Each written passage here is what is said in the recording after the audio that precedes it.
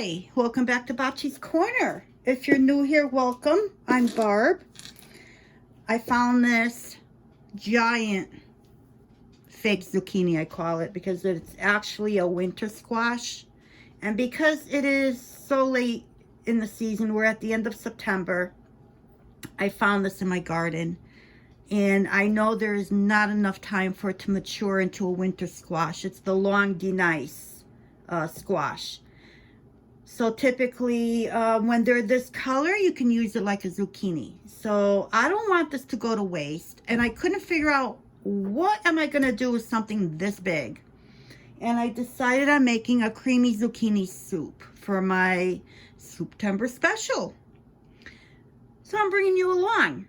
And I've got everything all set up here. I'm going to start my soup like I typically do with the mirepoix, which is the celery, carrots, and onions. I thought, let me bring you along my final Soup-tember Special soup, creamy zucchini soup. And I will link a recipe to follow as a guide, because clearly I don't follow it to a T. I do the gist, you know. Yeah, that's just me. So it's just a guide that I follow and I put my own spin on it. So let's get to it.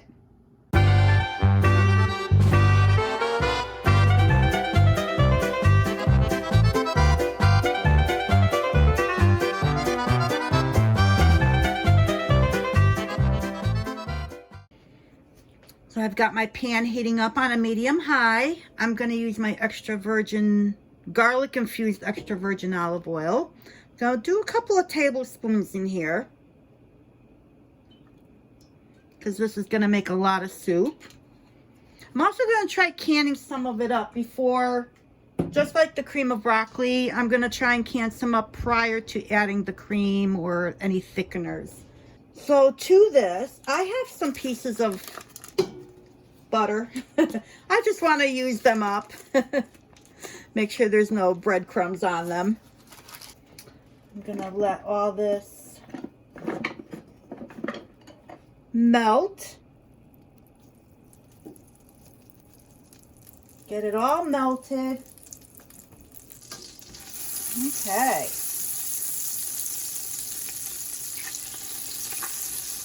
That garlic infused olive oil smells so good. Now I'm going to add, I have about 4 cups of diced onions here.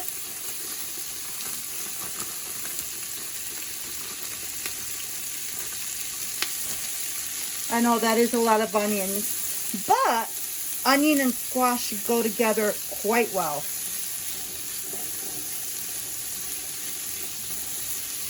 I have about 2 cups of chopped celery. I did them small cut, because, you know, instead of putting it through my food processor like I would typically do, I'm going to use the immersion blender, so I saved myself a step. And I'm also going to add about 4 cups of my chopped carrots.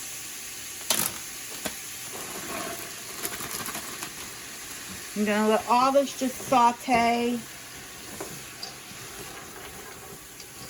soften up. And the carrots will take a while to soften up in the broth. But for now, I'm just going to let this all get soft before I add anything to it. I'm going to go ahead, I have a bunch of garlic here, so I'm going to go ahead and give it a rough cut.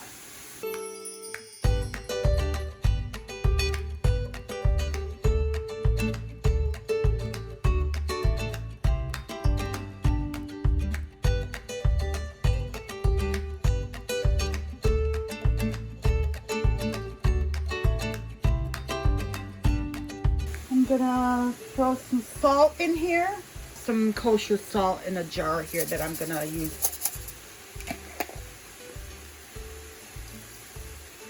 Just sprinkled a little bit. not looking to really flavor it at this point. I like to flavor towards the end.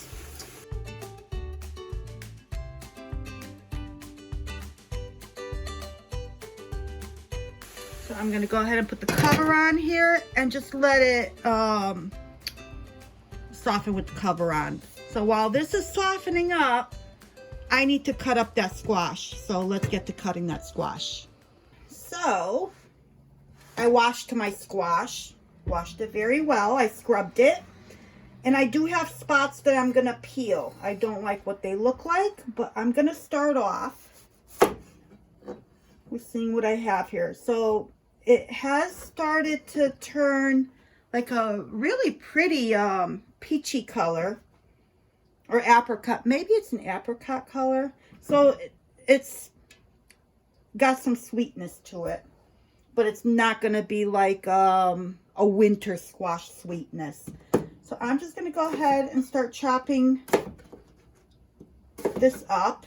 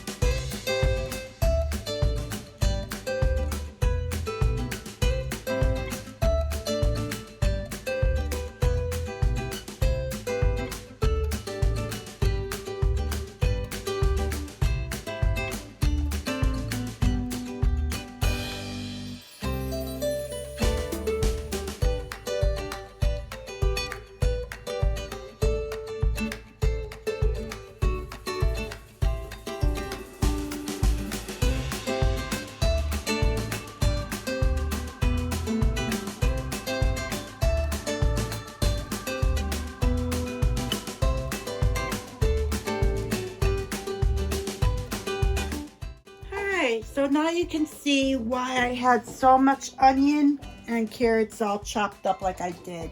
Look at the amount of squash that entire fake zucchini gave me.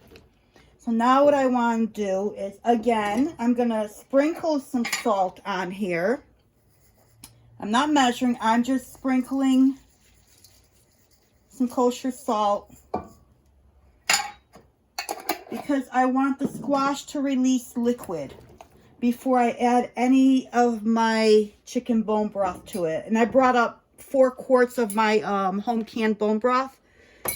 So before I add anything, I want to see how much liquid this squash will release.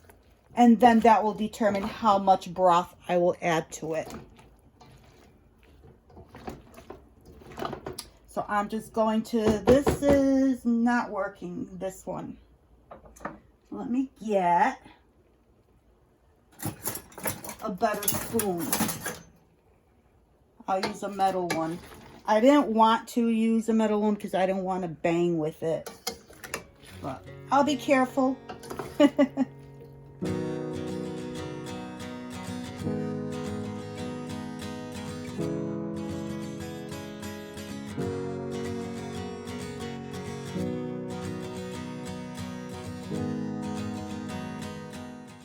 What I'm going to do is I have it turned down to a medium. And I'm going to put the cover on and let it cook like this for a while. Let it soften up, let it release all the liquid, and I'll bring you back. Oh, it's been about 20 minutes. Let's take a quick peek in here and see what this is up to.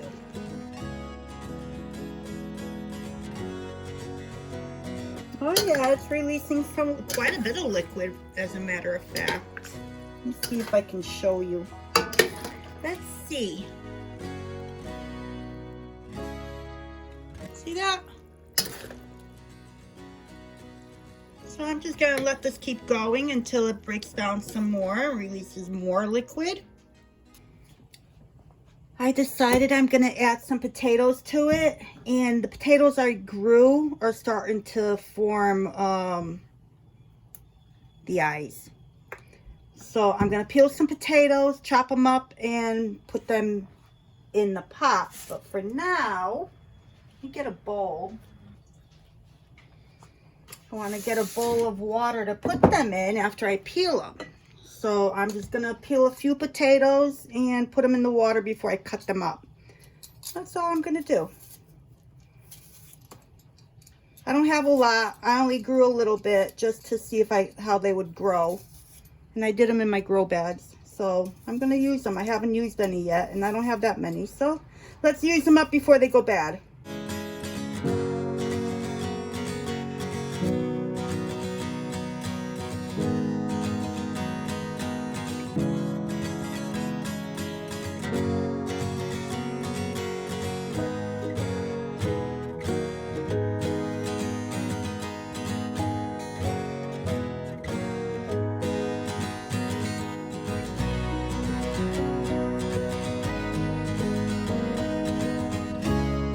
I got them all chopped up. If I thought about this when I first started, I would have cut them into larger chunks, but because everything has already started to break down in the pot and soften up, I cut them into smaller chunks, and this will get pureed with the rest of everything. So this is just hoping that it will thicken up the soup a little, or help thicken up the soup a little bit. So I'm going to drain these, rinse them, and put them in the pot. Stir this up. Look at all that liquid.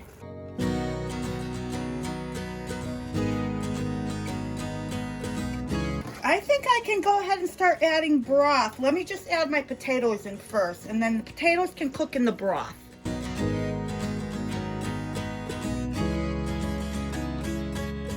So here's the potatoes. It's not much, but it will help. I think it will help. Plus, and I wanted to add this because I'm down to my last 2 pints of canned potatoes, which is what I really like to use in my soups. So I'm definitely going to be canning up some more. I don't have any, I didn't grow enough to can my own. I grew a little bit. It was like, just to see, you know?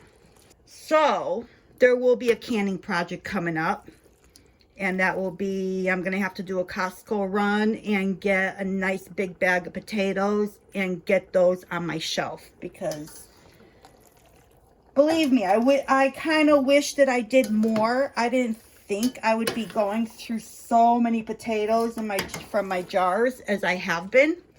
So definitely want to stock up and put enough potatoes on my shelf that will last for a while.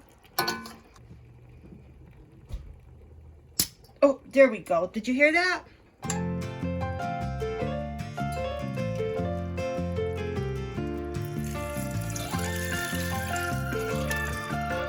There's a lot of goodness in this. And I am definitely rinsing out my jar. I don't want to leave anything behind.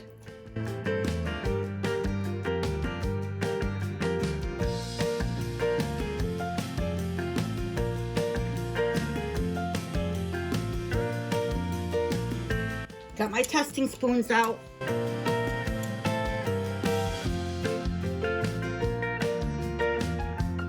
And I just want to see what it tastes like.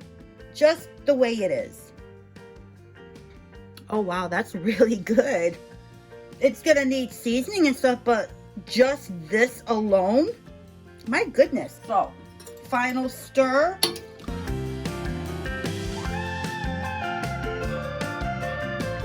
Let it simmer some more. I have it turned down to a medium low. So I'm just gonna let this simmer another 20 minutes. It's been simmering, let's see, we're up to We're up to about 40 minutes of it cooking down. So now I'm going to put it for another 30, I think. It'll come back up to a boil, it'll simmer, and then I can start doing the rest of what I want to do to this. Well, it's been 30 minutes. Let's check to see where we're at.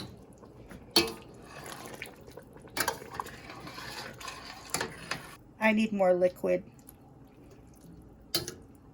I'm going to add another jar of my chicken bone broth. See if you can hear it. There we go. Sounds like opening up a can of soda.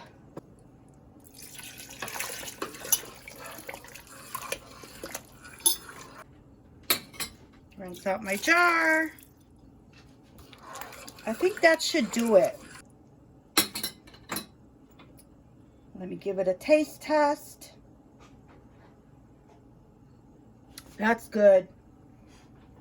But I'm not ready to start seasoning it yet. It definitely needs salt. It needs some seasoning. I'm not ready for that just yet. So I'm gonna give it another 30 minutes. Okay. I actually lost track of time a little bit. This has been going closer to 45 minutes. So like I've said before, cooking from scratch is a labor of love. But I enjoy it because I know what I'm eating and what goes in it. So I'm gonna shift gears a little bit. I'm almost thinking, do I want to put the immersion blender to this? Maybe a little bit. I don't want to blend this up completely. I want some texture to it. But then again, do I leave it as is? I can probably leave it as, no. Let me take the immersion blender to it for a little bit.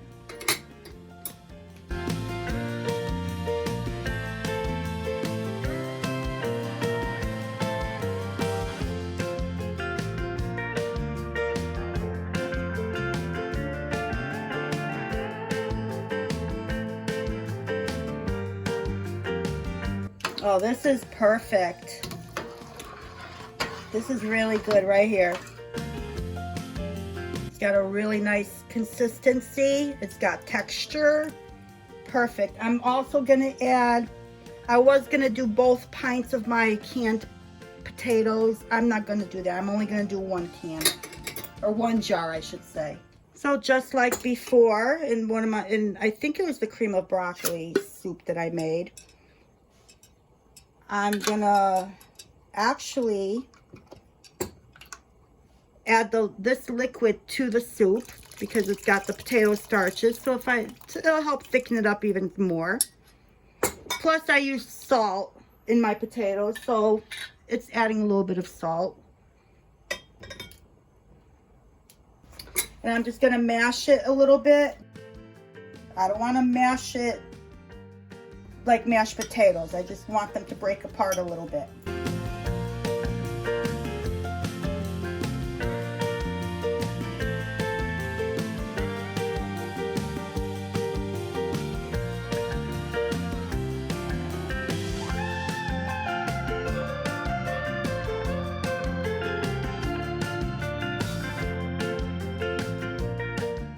Now it's time to taste.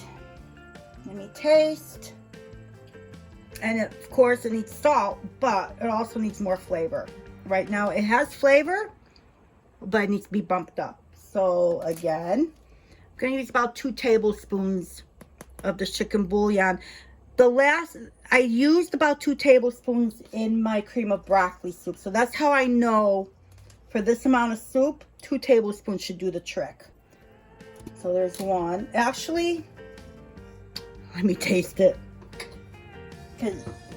Taste it after one and see where I'm at, because I don't want to overdo it. I want to get all my flavors on point before I put them in jars. Let me taste the 1 tablespoon.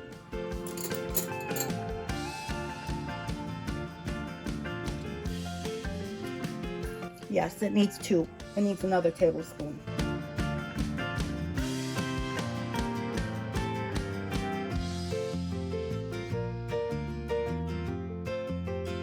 Give it another try. That's good. That tastes good. So I don't need any more of that. But I do need something else in here. And my dilemma is flavor profile. Which way do I want to go? I'm going to take a little bit into here. Just like that. I'm going to do a little bit of thyme into my little sample piece here. Not a lot. Just a couple sprinkles. Just like that. And I want to taste it and see how it tastes. I don't want to put it in here until I know it's going to taste good. Okay, that was good. That's good with the thyme and without the thyme. So I'm not sure which way to go with this. Which way do I go? Which way do I go? I'm going to use the thyme. I'm going to go with that flavor profile.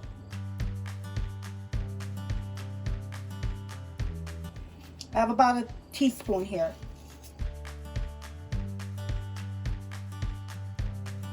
And another teaspoon. So 2 teaspoons of dry thyme. I want to add some pepper. I do want to add a little bit more salt. I'm going to do a tablespoon of, let me see. I'm going to do a half a tablespoon of salt.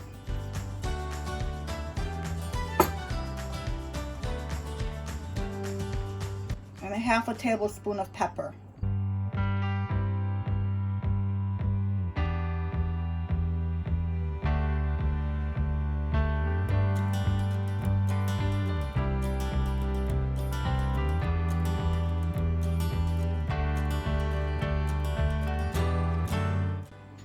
That's good. Okay. I'm going to leave it right there for now. I'm going to put this away. Put my salt and pepper away. I might need more. I don't know. But right now this is perfect. And I'm going to take and can from this point on. I'm putting it in the jars. So after I open up the jar, I will add my cream to it. But right now this is ready for canning.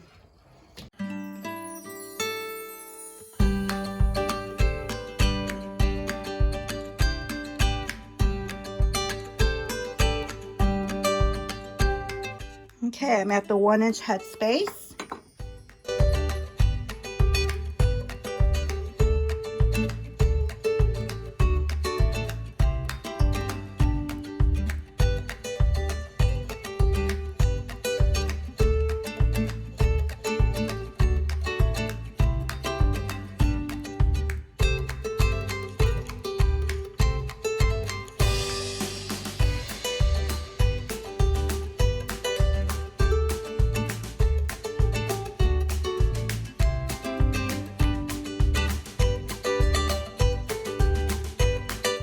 Make sure it's venting. I'm going to process these for 20 minutes.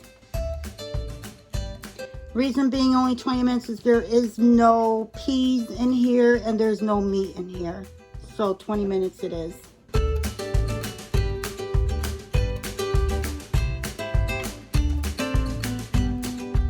Okay, I had to pause everything for a minute there because my canner was too loud.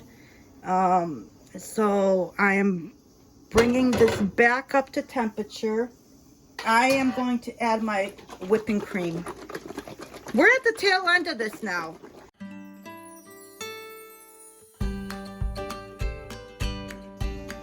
Should I measure? No, I'm not going to measure. I'm just going to do it by sight. Sight and feel. And taste.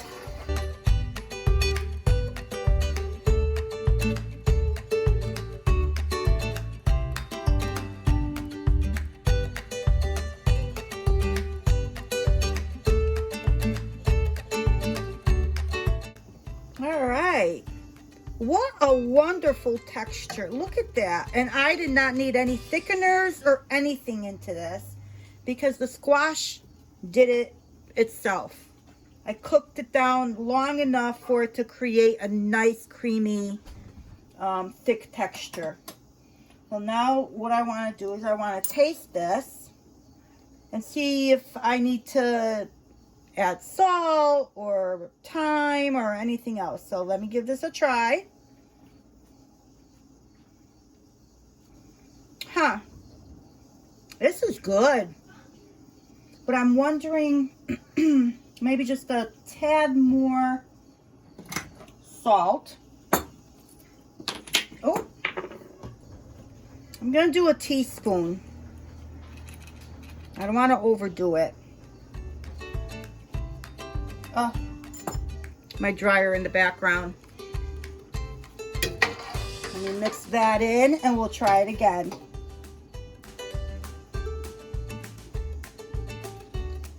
I think I'm done. This is so good. I think I'm done. This is perfect. I'm gonna leave it right there because if I mess with it anymore, what's gonna happen is I tend to ruin my soups and then I have to go back and fix them. So right here is where I'm stopping. This is perfect.